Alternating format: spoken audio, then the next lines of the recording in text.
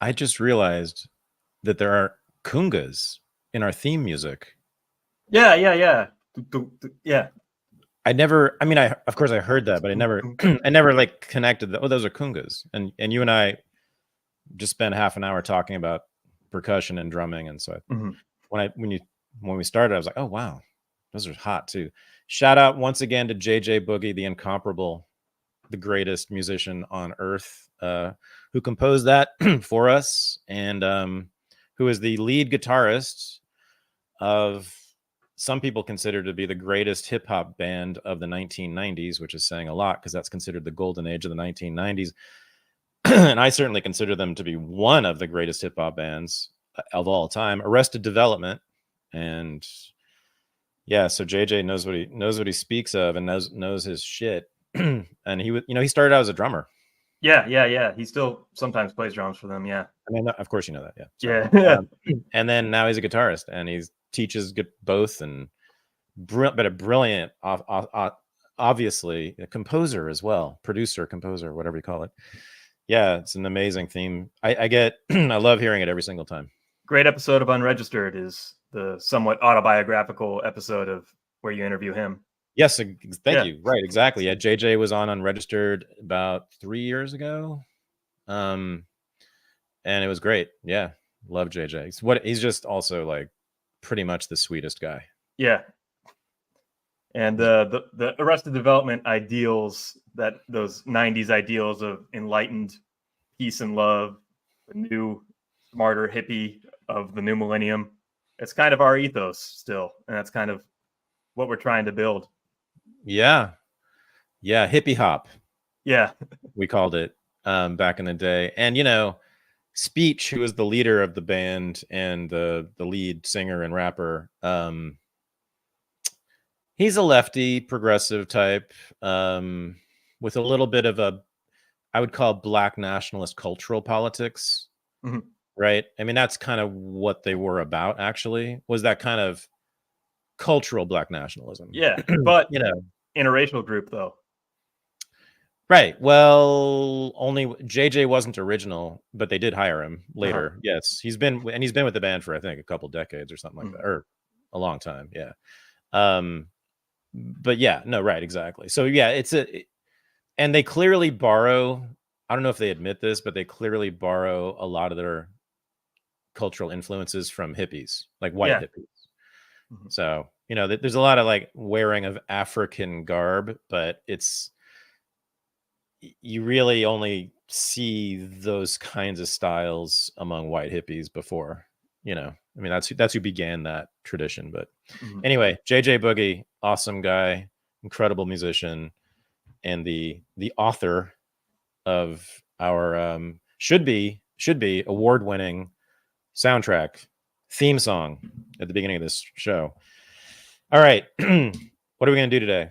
We are also we should let people know that we are speaking from this morning.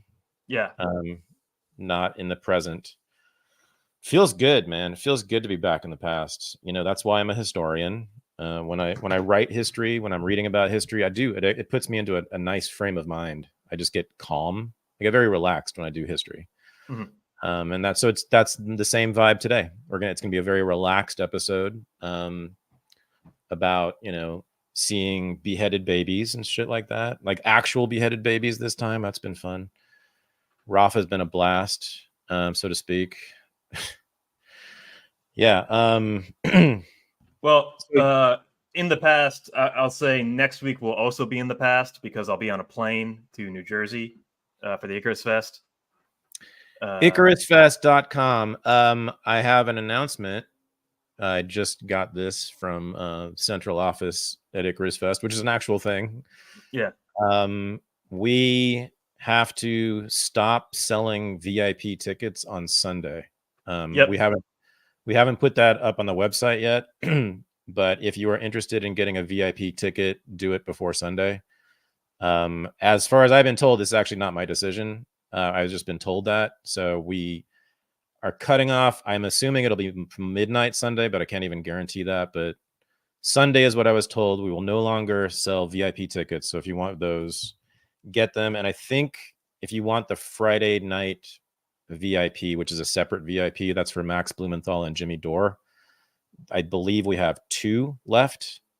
2 of those tickets left. Yeah. So get that now as well. But yeah, things are hopping at Icarus Fest. It's clearly going to be a much bigger festival this year. Many more people, and it's going to be pretty dope, as the kids say.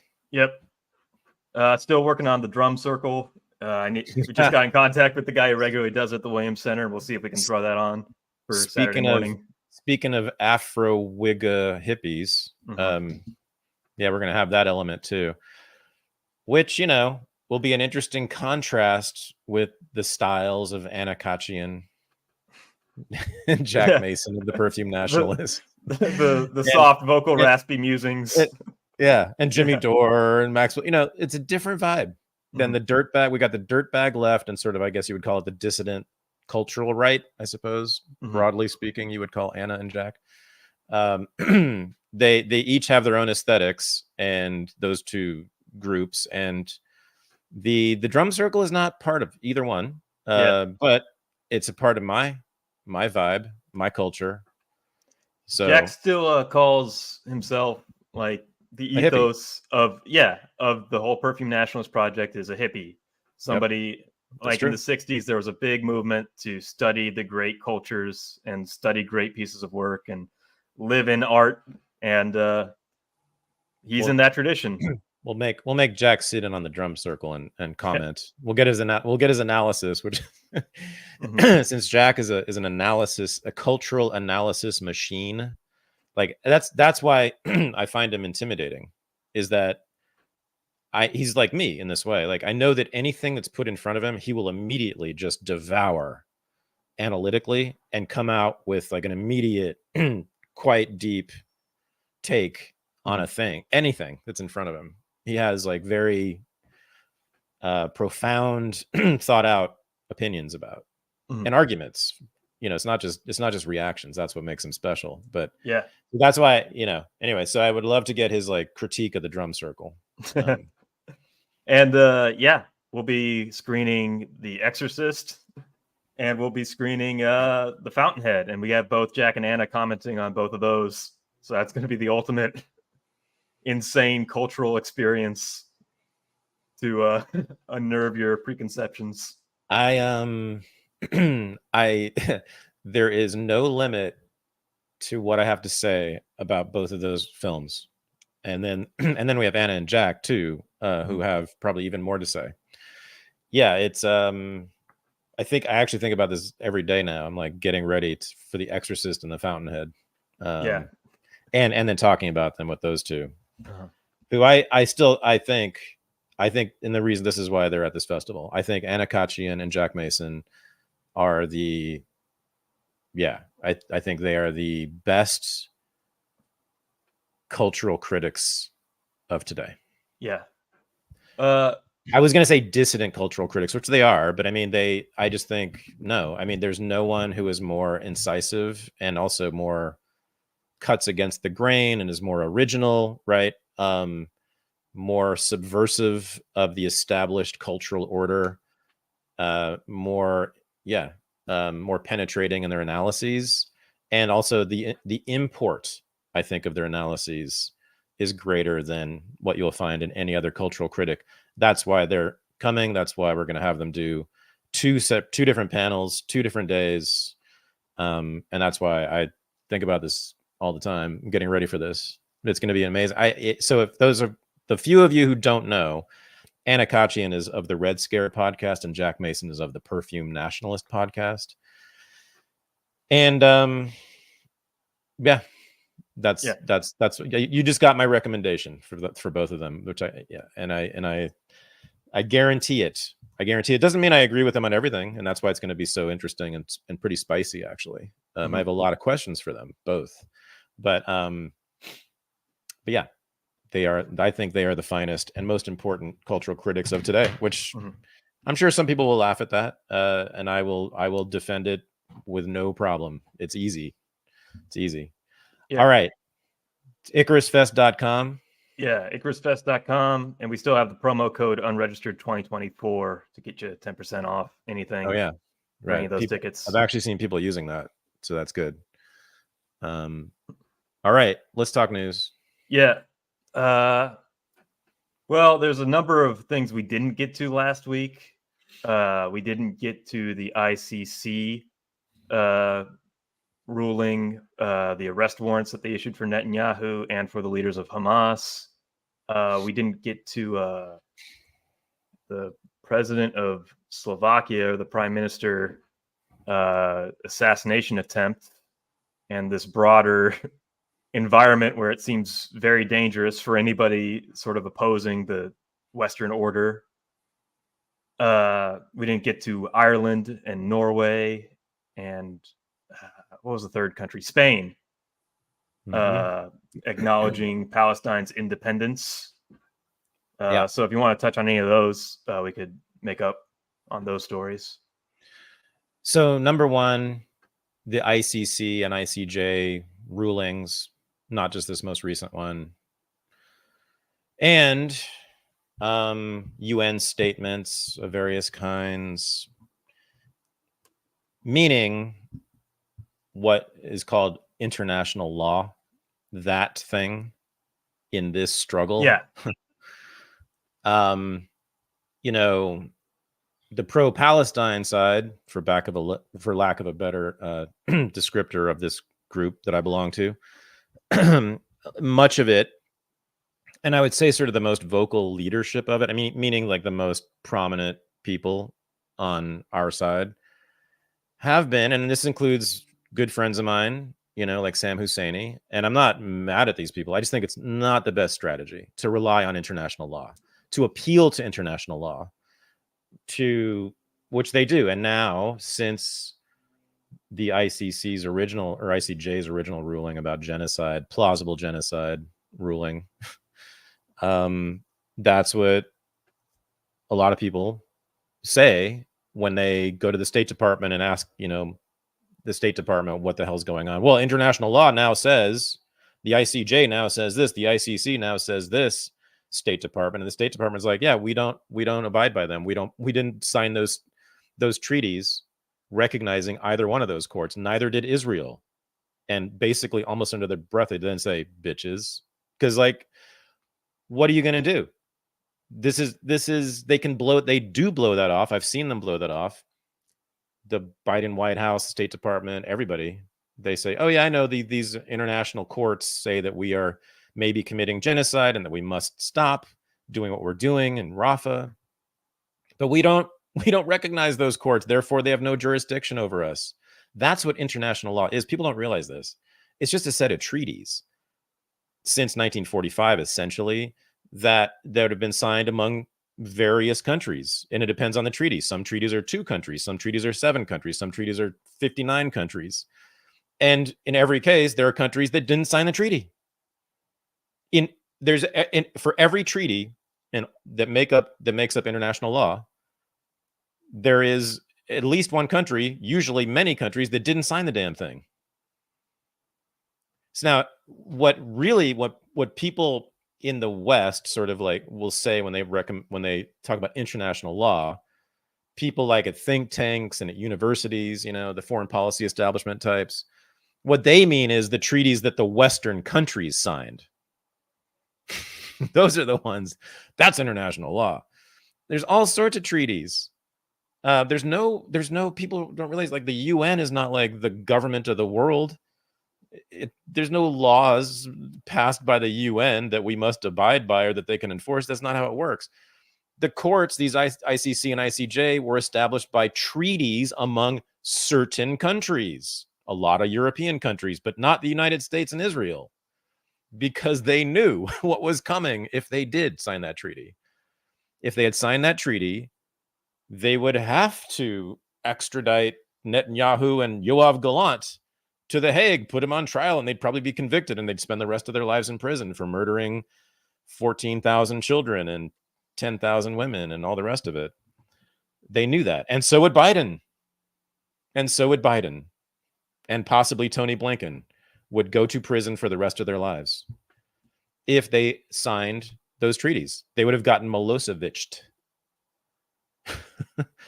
But they didn't sign the treaty. So what the hell are you talking about? And then with the UN, anything the UN says, so what? The UN doesn't have an army. What's the UN going to do? The UN has been screaming about Israel since 1975, 4. They passed a resolution calling Israel an apartheid state. Like, the UN said that and has said it repeatedly and has said since 1967, you must immediately evacuate the occupied territories. Since 1967, and every single day since then, Israel has said, go fuck yourself. So getting, bending all the way over backwards to get these courts to declare that maybe they're committing genocide did what exactly? If neither Israel nor the United States recognizes those courts and has never agreed to abide by anything those courts say, and the UN has no army, and the United States is opposed to all the General Assembly statements of the last 50 years regarding Israel anyway, I just think it's a waste of time. And also, and I've said this before, I'll say it again, I don't technically think it is a genocide, although there certainly have been some genocidal intentions, clearly, among the leadership of the Israeli government and certainly within the military itself. We've seen pretty clear genocidal intentions expressed, but the war cabinet itself, the 6 guys, I think it is, who actually, they run the operations of the war. I don't think so. I do think it's ethnic cleansing because they've made that really clear, and they've essentially tried to clear northern Gaza with no success so far. And God bless the people in the Jabalia refugee camp for surviving this still and fighting back. But no, I think it's ethnic cleansing and it's mass murder in the service of that ethnic cleansing, which that's plenty, isn't it, guys? Do we need to there? And all the genocide thing did is, if you've noticed, is every Zionist in the world uses it against us. It's not genocide. You say genocide, and then you have to spend 10 minutes arguing about the definition of genocide. And they can show you, well, 2.2 million people trapped in an enclave surrounded by the superior military. If it was a genocide, they all would have been killed. 2 million, 1 million, 30,000 is a pretty small percentage, actually.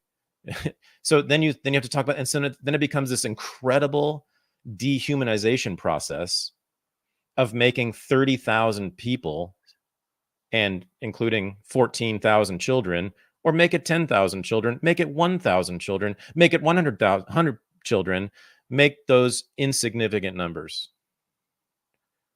That's where you end up in that argument. And that's all the whole genocide strategy for the pro-Palestinian side has gotten us. A lot. I see this every time there's a debate. Every time there's a debate. That's what we spend half our time talking about, is whether it's a genocide. And it's really only 35,000 civilians. That's not a genocide because there's 2.2 million of them. They could have killed the whole. This is what they actually say, by the way, the pro-Israel side.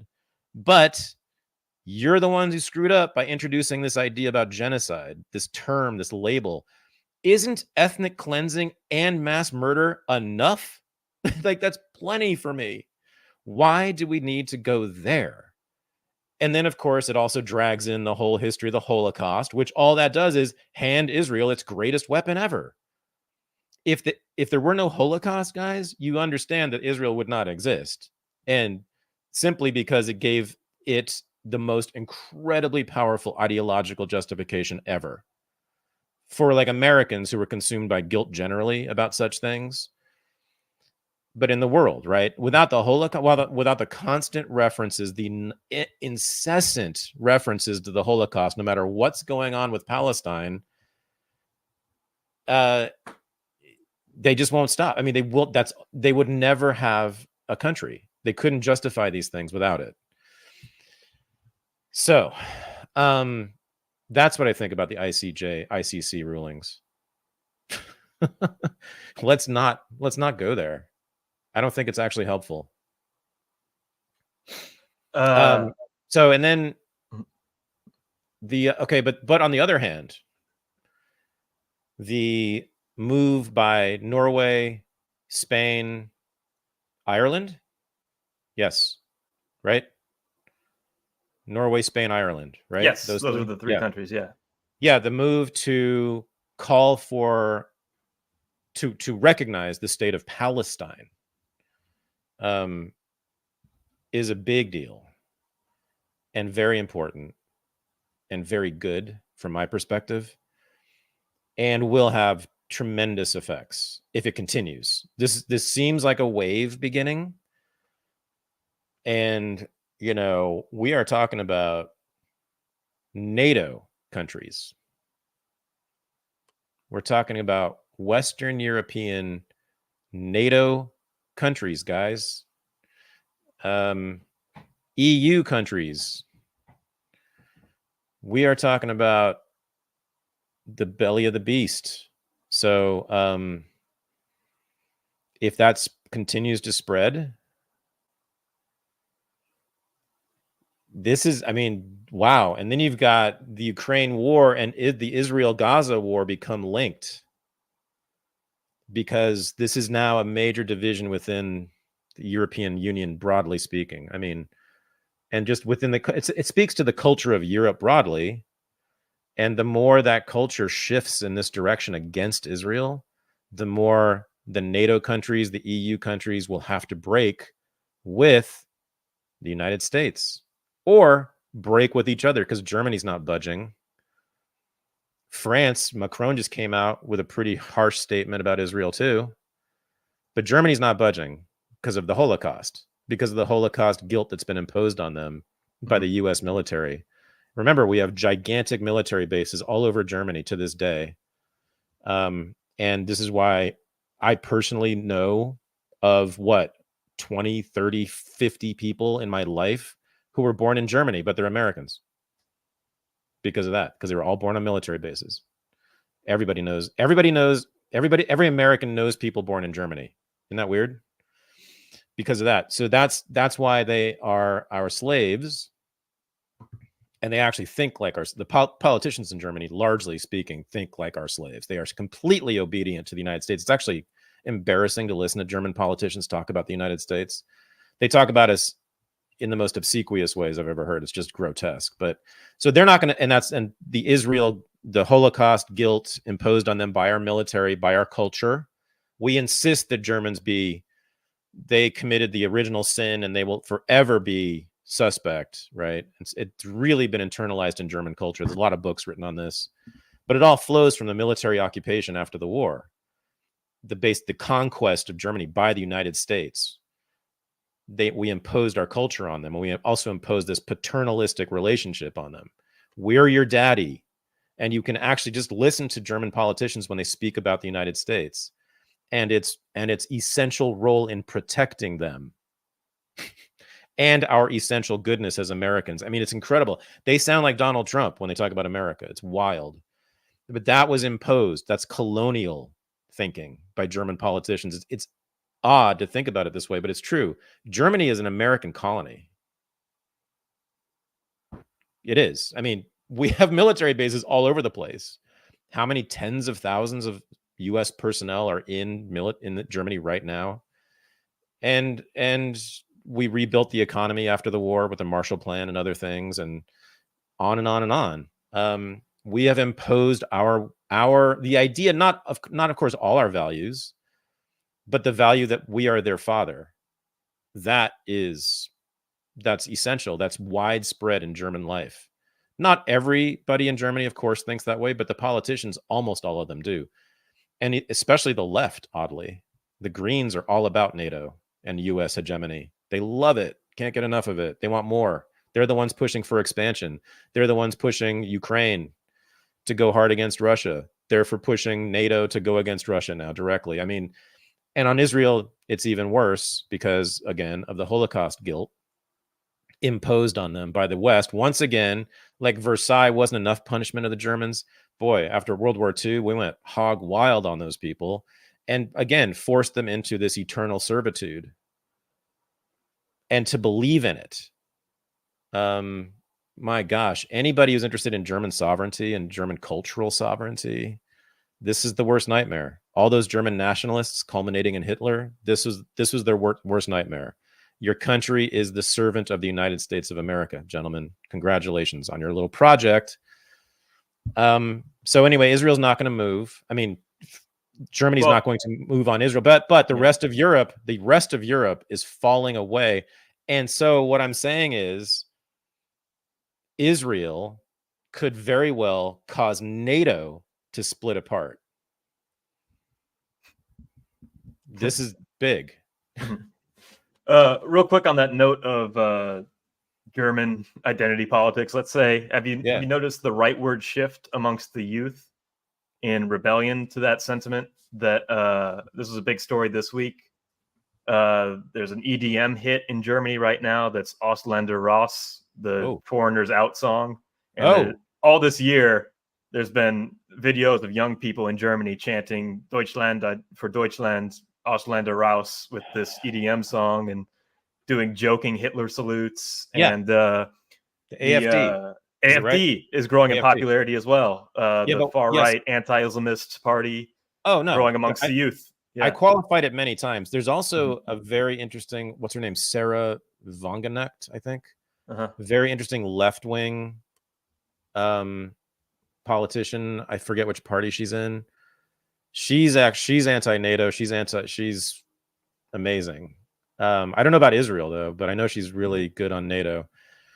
And she's a German politician. So she has some party there, but they're minor parties. The AfD, what percentage have they gotten in elections? It's closing in on a third. I'm not sure if they've had any major victories, but they've been closing in on a very strong plurality. And there's been like legal action considered to disband that party as well. Oh, I know. They've tried to outlaw them repeatedly. I didn't know it got to 30%. I thought it was more like 10, sub 10. But I could be wrong. I mean, it could because of the repression. I saw it pretty high in some numbers. And the numbers that they were using to justify outlawing them, they got pretty high. Okay. Yeah, I mean, because they've experienced so much repression, the kind of repression that like the Le Pen party hasn't in France. National Front, that's what they're called. Yeah. There have been several national fronts in Europe. There was one in the UK for a while. They were Nazis basically back in the 80s, I believe. They were kind of like street thug, punk rock, nationalist, racists. They were cool. But the National Front in France is different. But anyway, so yeah, the AfD, I guess it's called. All-time high, 23%, currently 16%. Right. Yeah. So, of course, the claim is that they're ex-Nazis or, people who have been like quiet Nazis emerging in politics suddenly. It's got to be true, at least partly. Again, less than 10% of the German population was ever members of the Nazi party, everyone. But of course, there is a powerful right wing in Germany. The Nazis didn't come out of nowhere. And that culture wasn't completely obliterated by the U.S. colonization of Germany. It's mostly obliterated, but no, of course there were. And I actually know from sort of family members who have family in Germany, northern Germany, which was kind of Nazi central in terms of the culture. There's a different flavor to the right wing in Germany than there is here. Like they're nastier. And more sort of flagrant about it. I've also heard the sentiment that for people who lived through Nazi Germany, it's similar to people who lived through Mao's China or people who lived through Stalin. like some of them find those figures to be very misunderstood and demonized unfairly and have national loyalty to who was in charge at the time, and a little bit of nostalgia looking back even. Well, we just completed our course on fascism Yeah. at Unregistered Academy, and in our session on Nazism, I made very clear to point out much of what Adolf Hitler had to say was completely legitimate grievances, absolutely legitimate grievances that, of course, no one pays attention to. Like the Treaty of Versailles was grotesque, horrendous, murderous, theft of land, displacement of people, destruction of families by the millions, making citizens of one country citizens of another country in the next day, country that was just invented, like Czechoslovakia or something. Yeah. No, and of course he's also misunderstood about a Jewish policy. Always an anti-Semite, but wanted to migrate them, not kill them. And he was using them as hostages to stop the Allies from invading against him in his quest to take over Poland. But no, he was not genocidal until the Allies forced him to be genocidal. But that's another story. But yeah, I mean, there's so many. Stalin, tougher for me to come up with some things. Here I am. What was good about Stalin? I mean, I suppose there was some level, because I used to study Soviet history. But it's not about Stalin necessarily, but Stalin compared to what? And if you look at how the Soviet Union was looted after the 90s, the idealism and national pride of Stalin is something that a lot of people have nostalgia for. Well, I'll tell you what people are actually. I would say that there's one reasonable argument about Stalin's immense value historically, which is that he defeated essentially the Nazis. Yeah, that too. That's what the left will say. That's what sort of neo-Stalinists will say first. All the Brooklyn communists, they'll tell you that right off the bat. Well, it was the Red Army under Joseph Stalin who defeated the Nazis. It wasn't the United States. And they're mostly right about that. Although the Soviet Union was getting a lot of arms shipments from Detroit at the end of the war there. But yeah. And if Stalin had had a proper army, he could have actually defeated them a lot sooner instead of putting all these civilians through the meat grinder and doing the scorched earth policy. But they gave up 20 million people for that. Yeah. I mean, we gave up 500,000. But I mean, the commitment to the cause for sure. The sacrifice. Yeah. I mean, they put more meat in the grinder than we did for sure, so they deserve some props. But that's how that goes. Wow. Every time I come across that number, it does take my breath away a bit, because I've seen the graves in Leningrad. It was Leningrad when I was there in 1987. There's a famous cemetery, military cemetery, and they have mass graves of the veteran of the troops lost. I think civilians too, all the dead from the war. I think is it just the siege of Leningrad? I think that cemetery, but it's military dead, mass graves, and it's each grave. I was there, is basically the size of a football field, and each grave I think holds 5,000 or 10,000 bodies in it, or did. And then you see those mass graves, each one, you see them off into the horizon. That's how many there are. 20 million plus. Actually, that number keeps growing. We're getting more information that the number of Soviet dead during the war is actually getting bigger than 20 million, which, I mean, it's just beyond staggering. There's never been a country that's lost that many people in a war, not even close. I mean, China, not in a single war, certainly.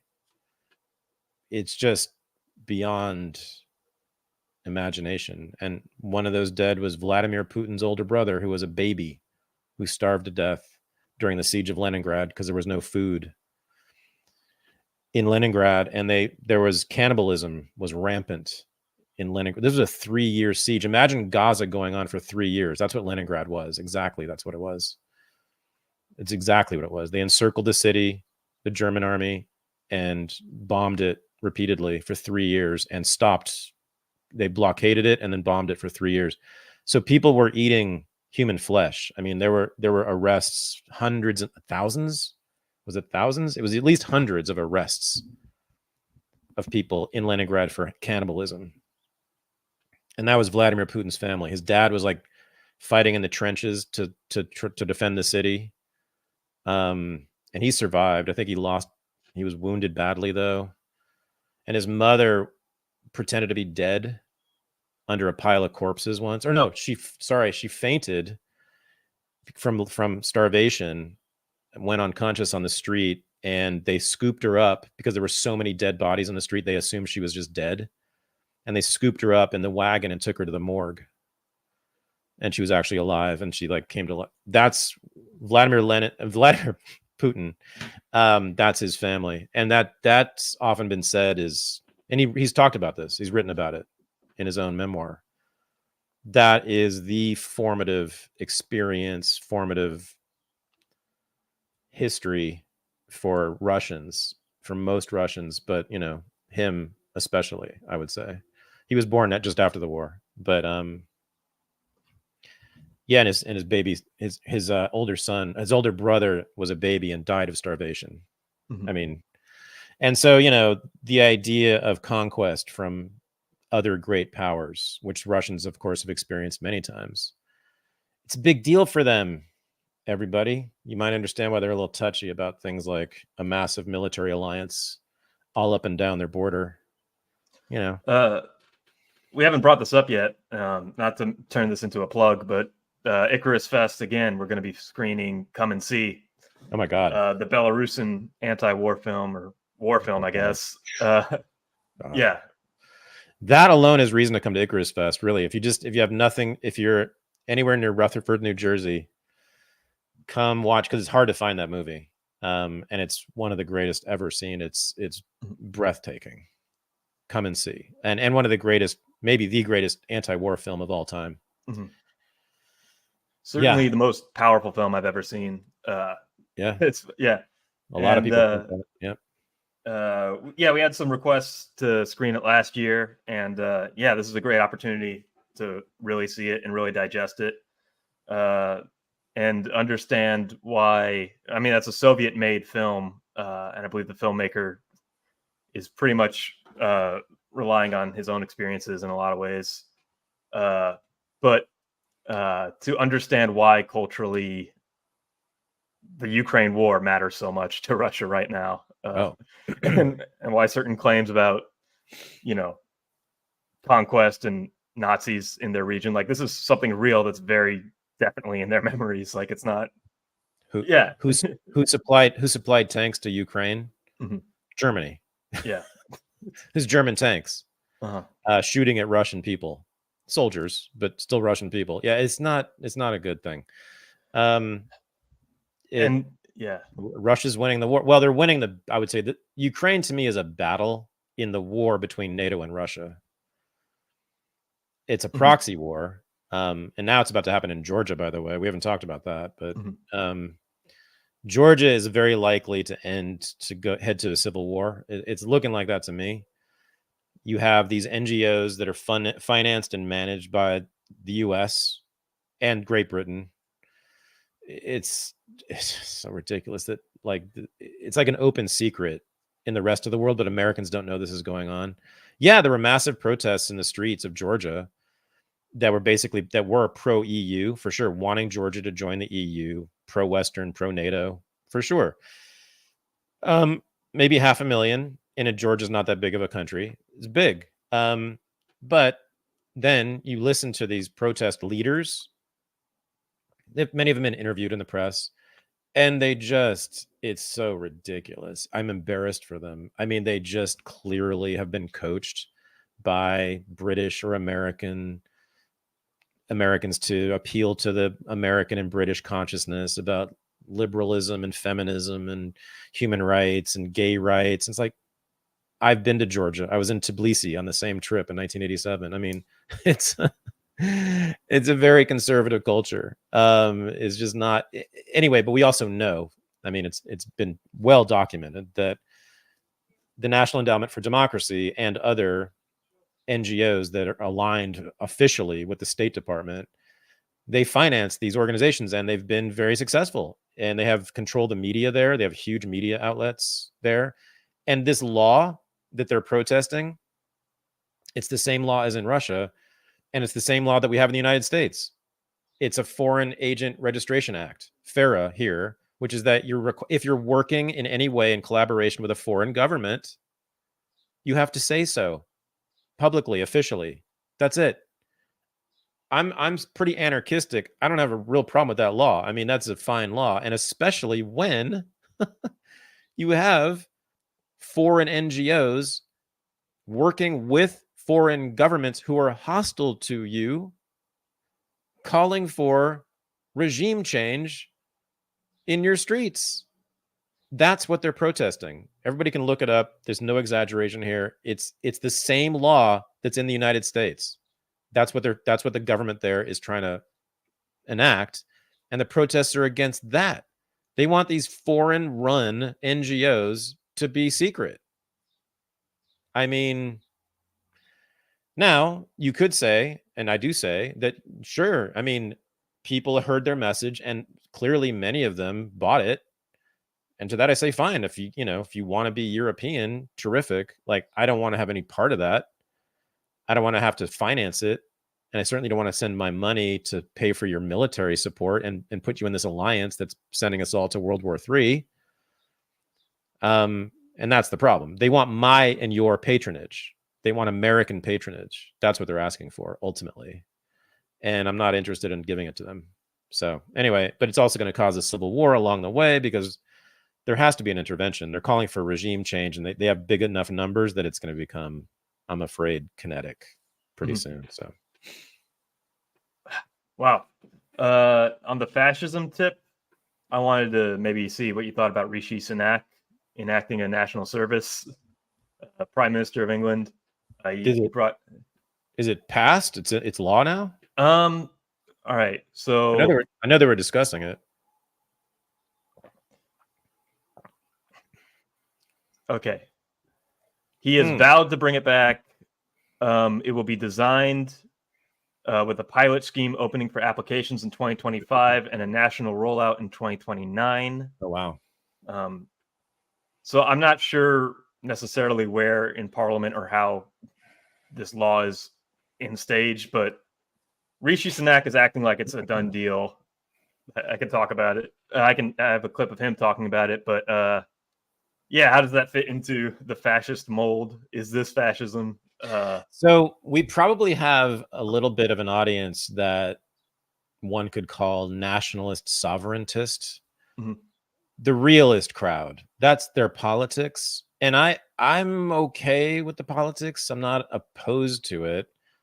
But this law, this new program, national service program in the UK, yeah, it is just another reason why I'm glad I'm American, because I don't think we're ever going to pass a law here. Our culture is very different about such things than European countries, and the UK is still very European despite Brexit culturally in many ways, right? And that's one of them. There's a collectivism. There's a collectivism in Europe. There's a reason why there are no libertarians in Europe. Anyone ever notice that? There's no libertarian party to speak of in Europe. All of Europe, what? We have one that gets like 1 million votes in elections. They don't even have a libertarian party in Europe. But if you've ever spent any time there, and I lived in the UK for a year, I mean, they're just way more collectivist. They just have much less reverence for the individual, for individual freedoms, for individual rights, and much more, I would say, obedience to the collective. And that's whether you're a conservative or a Labour Party member, or even a Marxist, or even a Brexiteer. They all believe in the UK. They all believe in Britain, in one country. And, the Marxists have their own version of it, but they're all collectivists. And so that's why a law like this, slavery, guys. Hello. If it's mandatory, is it mandatory? It's mandatory. It will be mandatory, Yes, right? it will be a year of mandatory service for 18-year-olds, either opting for military or some sort of community service. It's slavery. It's not an exaggeration. It's not hyperbole. That's precise choice of words there. It's slavery. You're forcing people to work. It's worse than American slavery because the government didn't enslave people. Those are private owners enslaving people. That's bad enough. This is the government enslaving you. Oh, it's just like the draft, as a matter of fact. Yes, it is. Now, the draft is a little bit worse, of course, because you're dying, fighting and dying, killing and dying as a slave. But it's slavery, guys. And I'm saying guys because people just don't seem to get this. There's actually a debate when this is brought up about whether conscription is slavery.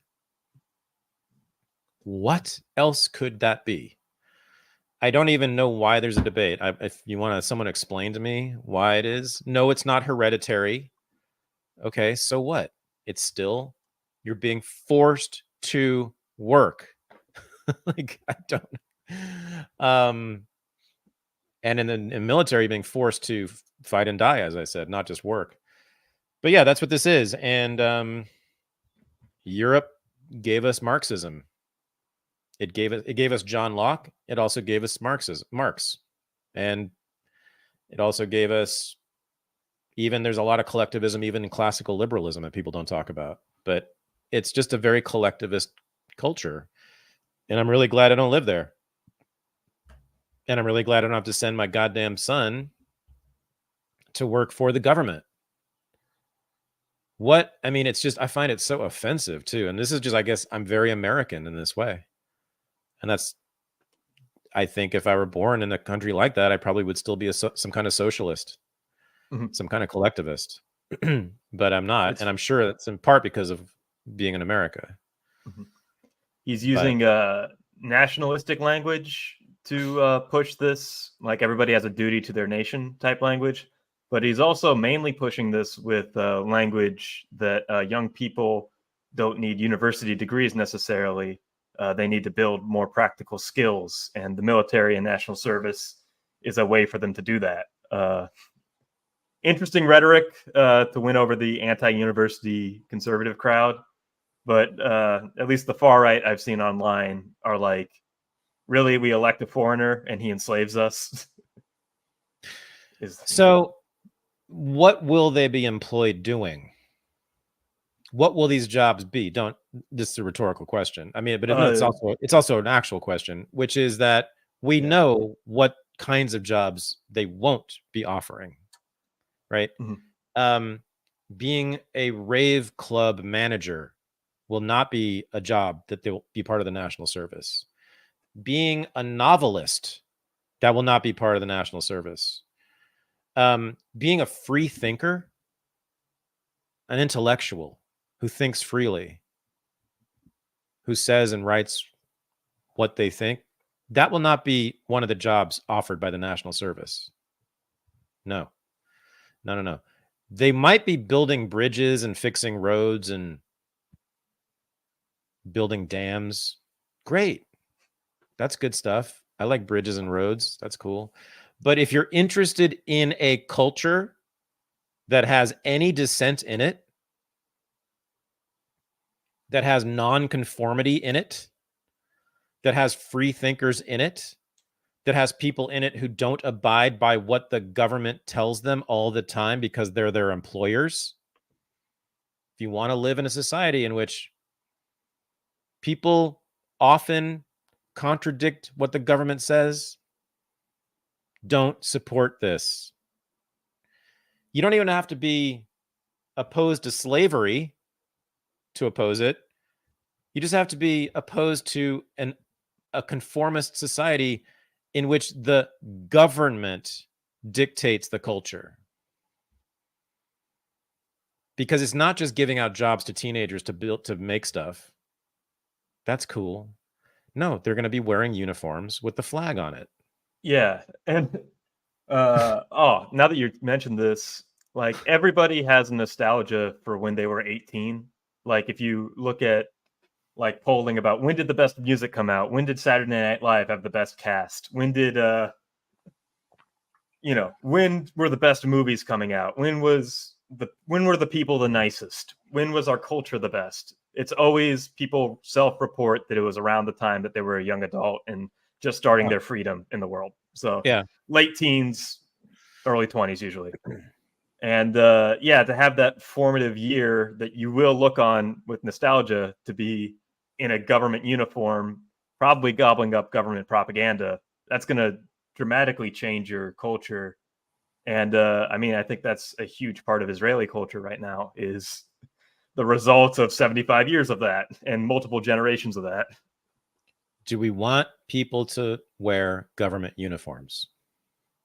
It says it all. The government uniform. That's your identity now. Your identity becomes merged with the nation state. Is that what you want? Because once that happens, let's say the UK does this, which looks like they will. Does it for a couple of generations. You get like 10, 20 years of every young person in the United Kingdom works for the government. And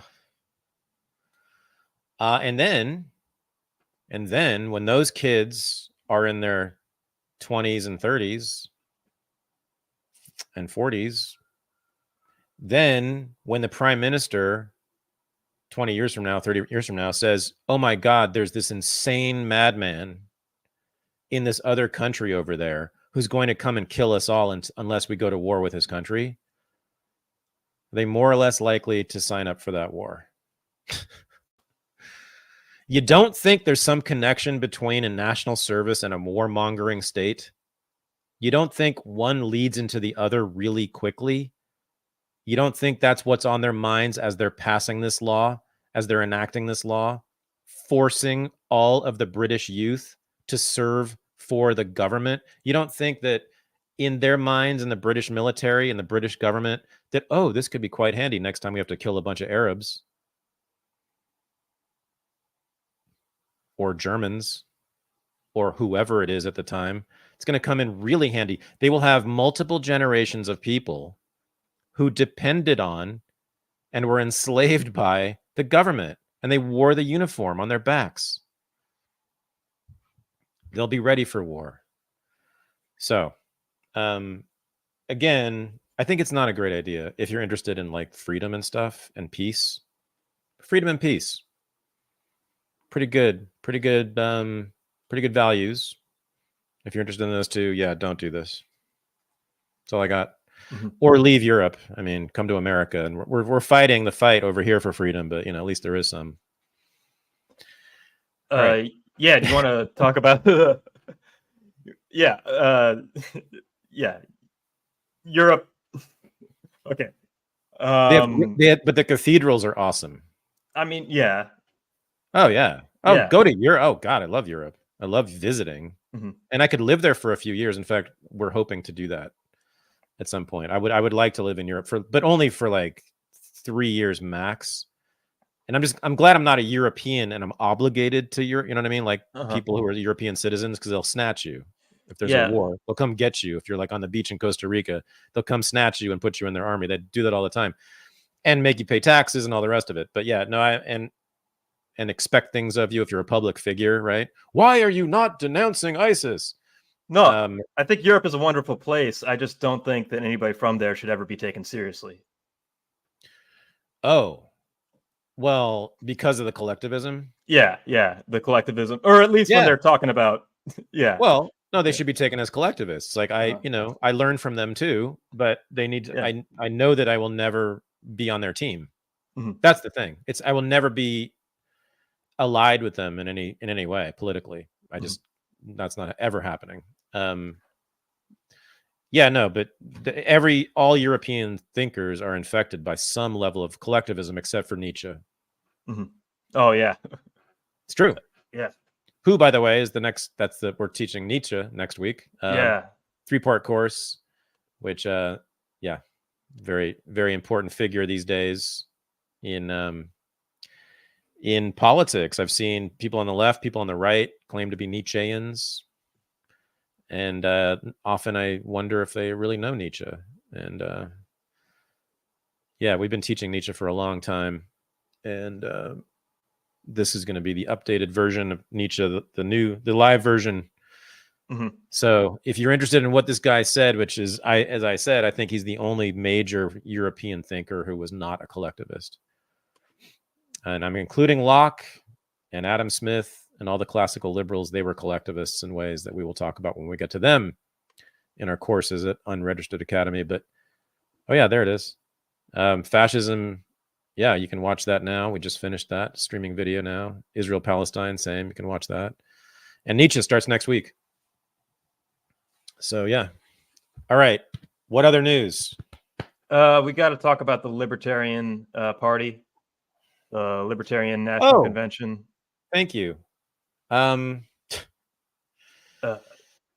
So I'm gonna. So Chase Oliver came out of nowhere and was ultimately nominated to be the Libertarian Party nominee for president, surprising everybody.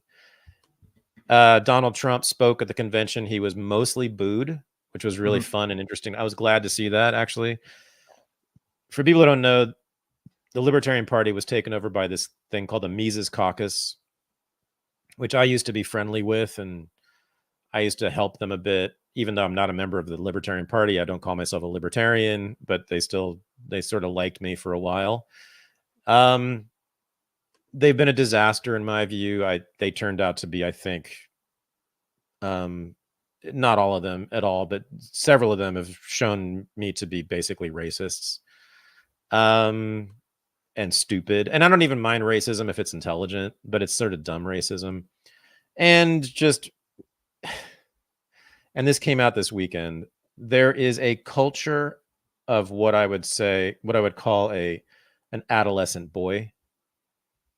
There's a culture of male teenagers that I see prominently in the Mises Caucus, and now because they took over the Libertarian Party in the party as well. And you saw that expressed very clearly in response to the nomination of Chase Oliver, who is openly gay, kind of wears that, I think, sort of prominently, although I don't know, because all I knew when I saw things about this on Twitter from these guys in the Mises Caucus or around the Mises Caucus was, look how gay Chase Oliver is. He's wearing a pride flag and he wants to trans kids. They didn't quite go to saying he was a pedophile, thank God, but they went right up to that. But that's all I heard about Chase Oliver, was that he was super gay. And then there was a guy who's very prominent in the Mises Caucus, I'll say his name, I guess, Reed Coverdale, who put out this tweet that people have been talking about. He says, I'm not opposed to Chase Oliver because he's gay. I'm opposed to Chase Oliver because he's a faggot. Now,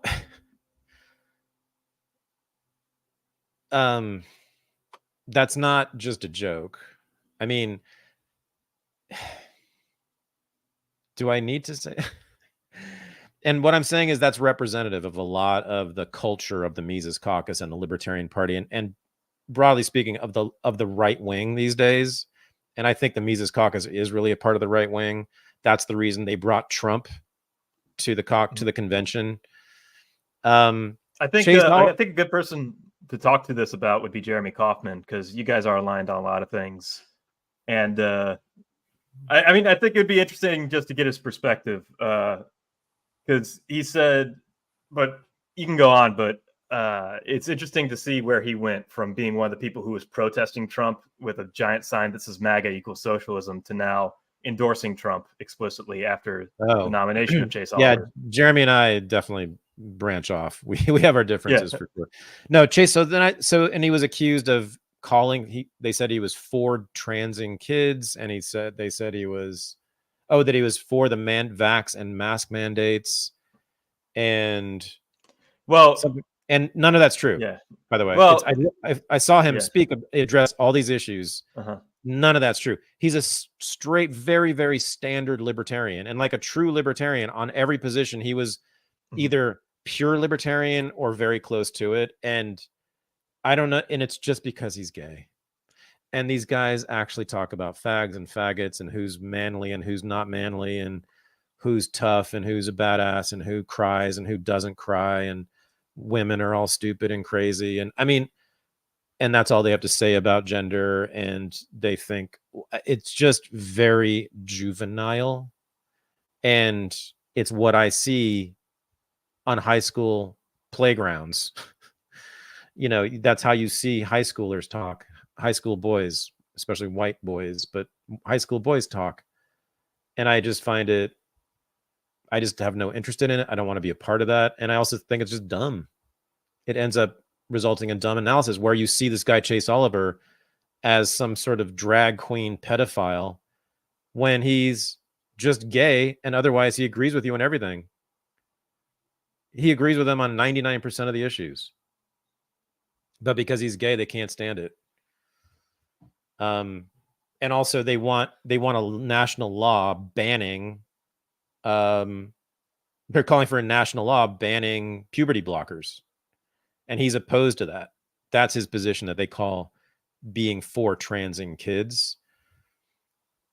These libertarians, these guys who consider themselves to be good, the real libertarians, the pure libertarians, the Mises Caucus, that's what they're calling for. They're calling for a big national law that would stop parents from giving puberty blocker drugs to their kids. Now, I'm not for that.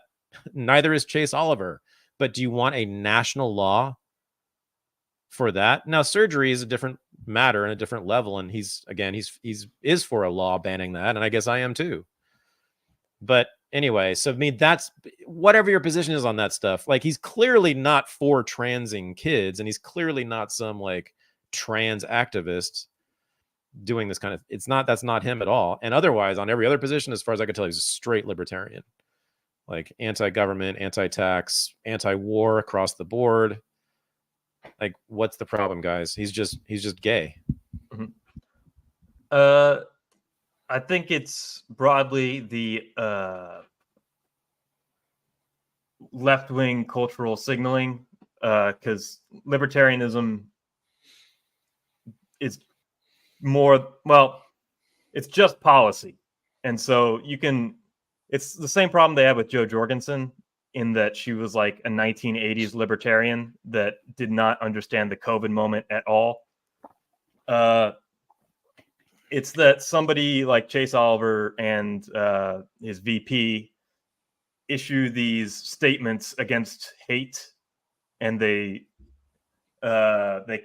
called out Lew Rockwell and other members of the party and prominent libertarians as racist and hateful, and that the Libertarian Party is not a tent big enough for them. When I don't necessarily agree with those characterizations of Lew Rockwell, and I think that's unproductive. And I think that's demonizing somebody who's brought in so many people to the party and to the cause of liberty. But it's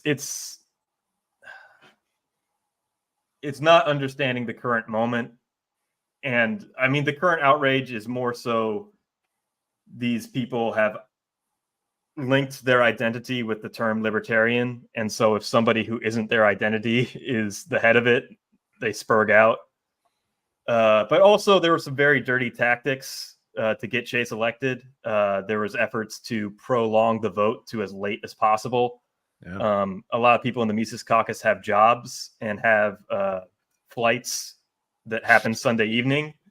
And the fact that voting was pushed way later, to where a lot of Mises Caucus delegates were gone, where they were planning on voting a day earlier, but things got delayed by the faction that was pro Chase Oliver, points to some dirty politics.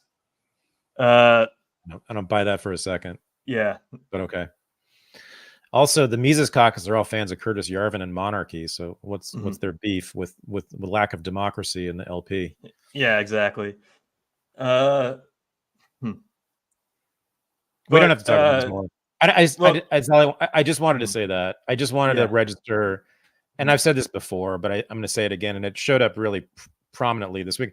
They had me thinking that he was for transing kids and was for the mandates, but no. And all I saw was pictures of him wearing a rainbow flag too. They couldn't show enough pictures of him wearing a rainbow flag. That's what they wanted to. But here's the point I'm making here. It's not just the Mises Caucus or the Libertarian Party. This culture of the male juvenile, the adolescent boy, and I used to be one. I used to be part of that culture. I used to be a purveyor of it. I used to call people faggots all the time. Everyone did. When you're 15. It's just a very juvenile view of the world. It's very naive. It's very inexperienced in many ways. And and it's tremendously off-putting to many, many people. You're never going to grow as a movement with that. You're going to do fine among 18-year-old dudes for sure, which they've done. That's the alt-right. The alt-right has been 18-year-old dudes the whole time. And they've had some good points to make. I'm not saying it's without value, but I do want some reflection on that. I'd like for people to think about that a little more. It's not going to work, guys. And it certainly turns off people like me, and it turns off damn near every woman in the world.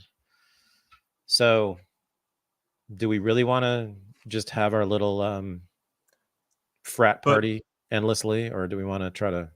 The Libertarian Party is supposed to be the vanguard of pro-freedom dissent, essentially, at least. Sure. And Jeffrey Tucker made this point. He said, if you voluntarily masked up, socially distanced, limited the number of people in your gathering, joined mainstream media in generating disease hysteria, one-way grocery aisles, cheered businesses with vaccine mandates, told others to stay home, stay safe, trash the true dissidents, and you are part of the problem. You are an ideological participant in the largest exercise of comprehensive state corporate totalitarian power in modern history. And Chase Oliver, if you look at his posts from 2020, they were all basically in line with that. They were all basically in line with COVID restrictions, which were largely voluntary. And I think libertarians need to come to that. But he was falling in line, and his instincts are not good culturally. A lot of people see libertarianism as a means to an end of liberalism. And I think Chase Oliver falls into that and isn't getting broader dissent out. Yeah. Okay. Yeah. I mean, yes, he is. And okay, by the way, not a member of the LP, never have been, don't call myself a libertarian, and I won't vote for Chase Oliver. I don't think. I haven't voted for anybody since 1984. And what you're saying about him is one reason I wouldn't vote for him. Yeah, I do see liberal sensibilities in him for sure. Right? Cultural sensibilities. He seems to be of the liberal culture, which is the establishment culture, which is ultimately the base of the power of the liberal political apparatus. The liberal political apparatus, the government and the institutions that are run by liberals, they would have none of their formal institutional power without that culture of liberalism that is the New York Times and NPR and is the culture of all the big cities, right? Chase Oliver comes out of that culture. I agree. So he's part of the very big problem in that way. But then again, in terms of policies, no, he's a radical almost across the board. He's a radical. I mean, I think he calls for the end of the American empire, closing military bases. That's enough for me right there. He's a true absolutist on free speech. You know, all the stuff wants less and always wants less government, which is my position. I don't want to abolish government necessarily, but I always want less of it. Whatever's in front of me, I want less of it. And that's his position too. And on the mandates, no, he's against mandates. He's made that clear. Maybe, I don't know what he said 4 years ago, but he's not. Well, anyway. Yeah, it's a complicated issue. So I understand. I mean, you're making that critique. You're smarter than they are. They wouldn't say it the way that you did, but that's what you just said is an important critique to make of him and of liberalism generally and how it operates, for sure. They're not making that critique, as far as I know. They're just responding to it and saying, "Ooh, fag." I mean, come on now. So we can do better. And you're just, it's like, I'm speaking to this sort of alt-right here, and the Mises Caucus is part of the alt-right. You guys, when you get older, you'll find out that, like, fantasizing about trad wives and waifus and whatever you do, it's just, it's very limited. It's very limited in its worldview. And it also turns off everybody other than, as I said, 18-year-old boys. So, well, this moment, at the very least, shows a lack of political organization and seriousness from the Mises Caucus to execute their plans. If you're going to take over the party, you've failed. Well, see, to me, that's sort of charming. And that's kind of what libertarians should do. And the LP's always been notorious for that, performing like a comedy show. You know, every 4 years they put on the show and everybody makes fun of them for all the crazy stuff they do at the LP convention. You know, and so I'm almost glad, because the more institutional and formal they get, the less radical they will become. And I like that they're flamethrowers. That's good. It's just, again, like, I just don't like their sensibilities at all, and their approach to politics, and their thoughts and feelings about gender and race. I find not good. There's some big stuff on the Trump speech, though. Yeah. In that he promised to pardon and free commute Ross Ulbricht's sentence day one. Listen, if that's all that comes out of this, fantastic. I did an event basically for Ross. It was a documentary about him, Ross Ulbricht, about 10 years ago. And yeah, he's needs to be free now, yesterday, always. And yeah, I've met his mother. She's been an activist this whole time. She's been pushing hard ever since he's been in. How many years has it been? Is it 10? More than 10, it's right? Knocking on 10 years. Yeah, 10 years. I think past 10 years. I think he recently said, yeah. And I did that event. I don't think he was in prison yet. I think he had just been convicted or something like that. But anyway, yeah, it's been a long time. He tweets somehow. I don't know how he does it, but he must dictate them on the phone. So yeah, if they get that, I mean, I was shocked that Trump did that. That was pretty impressive. And then he also promised to put a libertarian in his cabinet. Or no, he didn't say cabinet. He said, what did he say? Did he say cabinet? I think so. Definitely involved. Yeah. And the rumor is the person in charge of commuting and pardoning would probably be libertarian. Really? But, yeah. Well, that's not a cabinet post. Yeah, it's not. But, you know, I'm talking about head of a department. That's what cabinet means usually. Yeah. I want foreign policy, baby. I want state. Give me state. That will never, ever happen. And of course, he's going to define libertarian very broadly. Yeah. So that's what's going to, you know, it'll be someone who once voted against taxes, you know, but who's like a NATO general. Yeah. Something like that. Yeah. So anyway, let's move on. Do we have other news besides, I don't want to bog down on the libertarians? Okay. Well, I mean, I just want to acknowledge that the strategy here of inviting Trump and forcing him to go in front of a hostile crowd and, one, call them losers to their face, but two, offer them something meaningful in his administration, proved actually pretty valuable. We'll see. Yeah.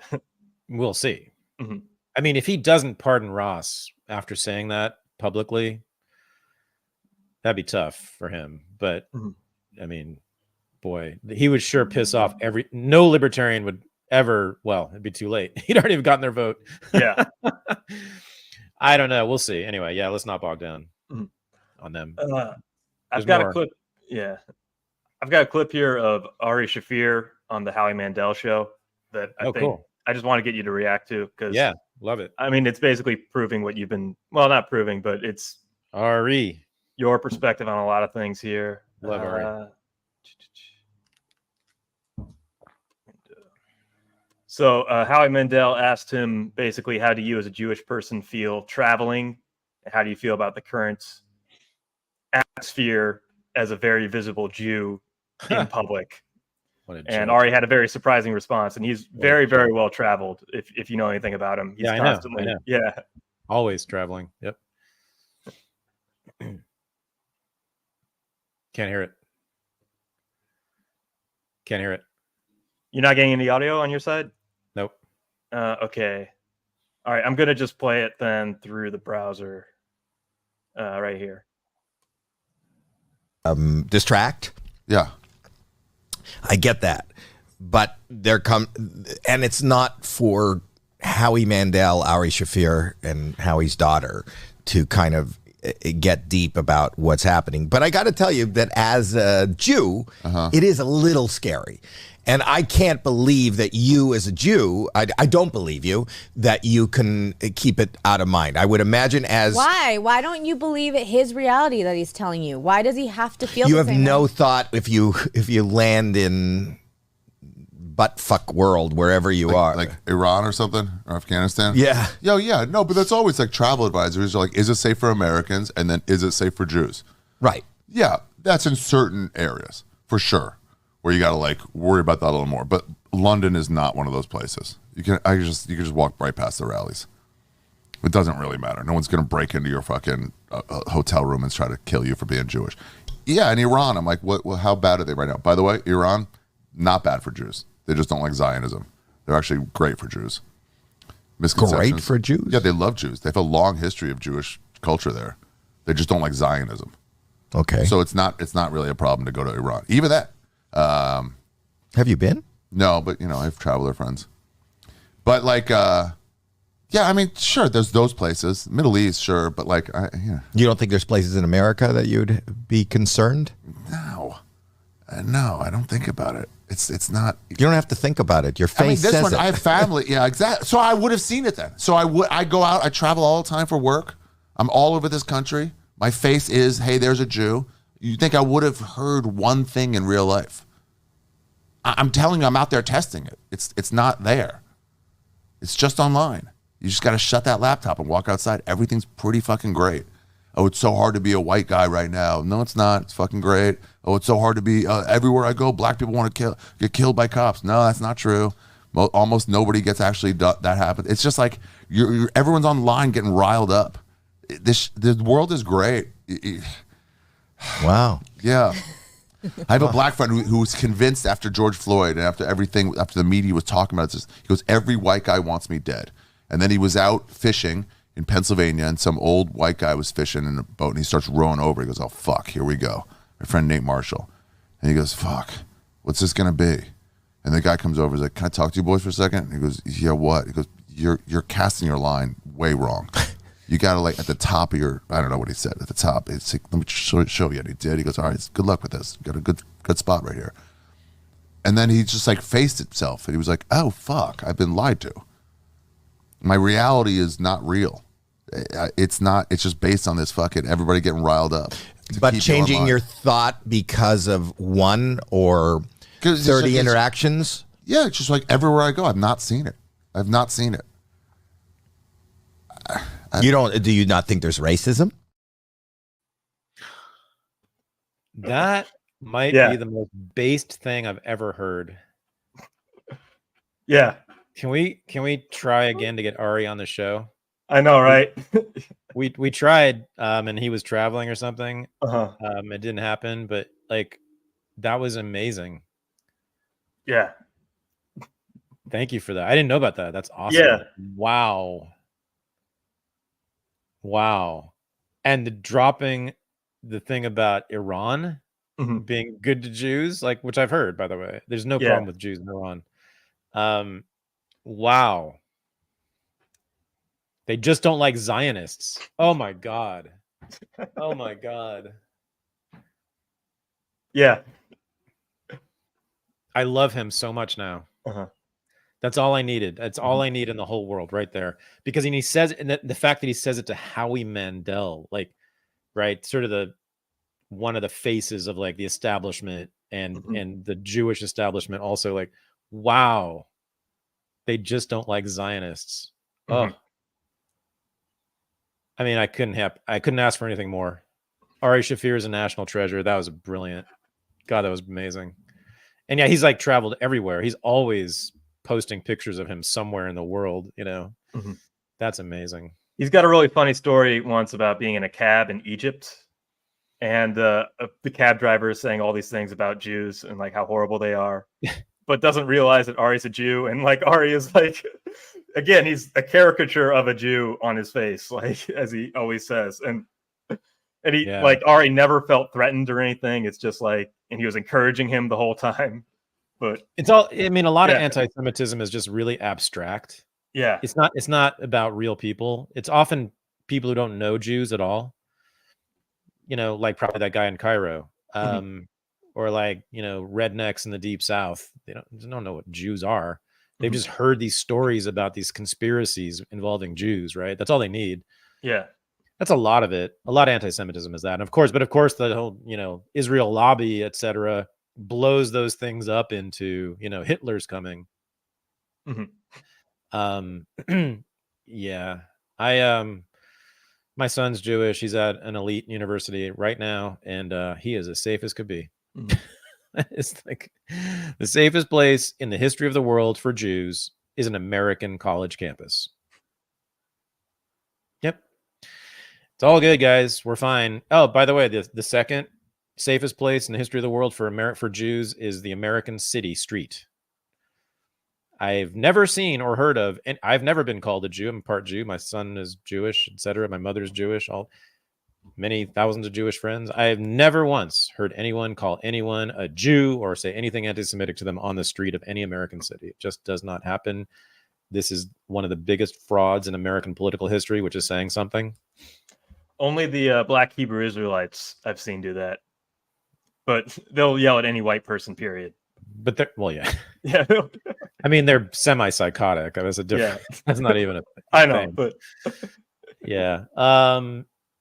It's the biggest fraud I've ever seen committed, and we've seen serial frauds over the last 10 to 20 years. Right, one fraud after another in politics, one hysteria and fraud. This is the biggest. It's the most outrageous. It's the most unreal. It is the most mendacious. And the idea that the worst anti-Semitism is happening at Harvard, that's what we need to be concerned about when there's children with limbs blown off in Gaza. That's the problem in the world that we need to be focused on, is the plight of Jewish students at Harvard and Columbia. I can't even begin to describe how revolting that is. It's just revolting. And I try not to be moralistic ever, but boy, that just steps on every one of my nerves. It is, because I was there 17 years at Columbia. We called it Columbia Jewniversity. Jews called it that because it's dominated by Jews. Are you crazy? This is the most insane. All to stop, all to continue ethnic cleansing and mass murder. Yeah. And yeah, Ari's a apolitical person pretty much.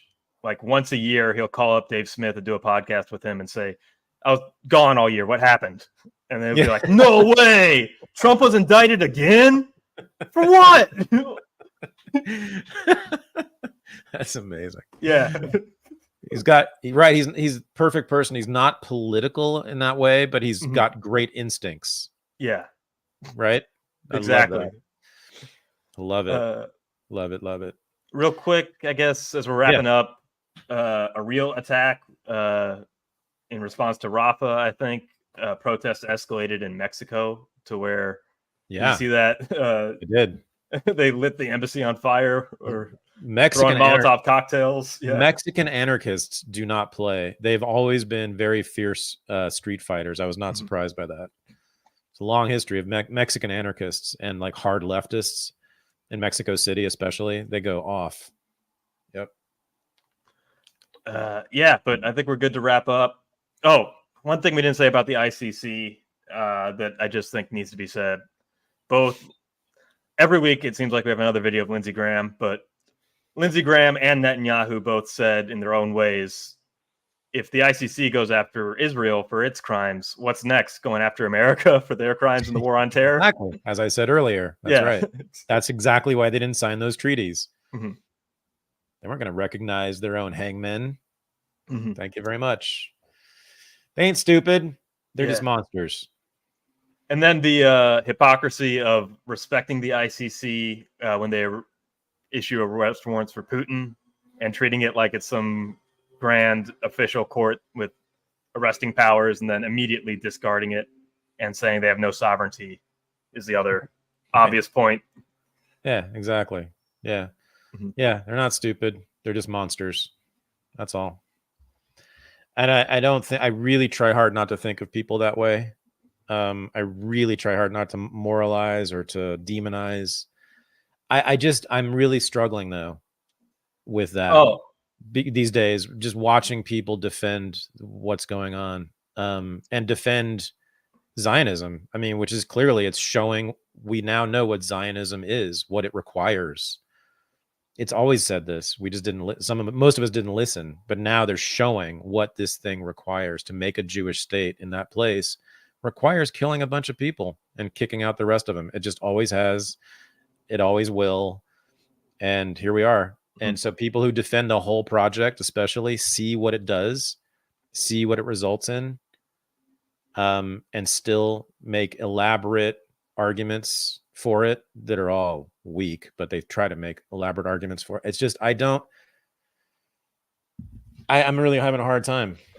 Oh, this is the question that everybody in the chat has is, hey, Mr. Postmodernism, why are you making moral arguments every single day? This is what I'm saying.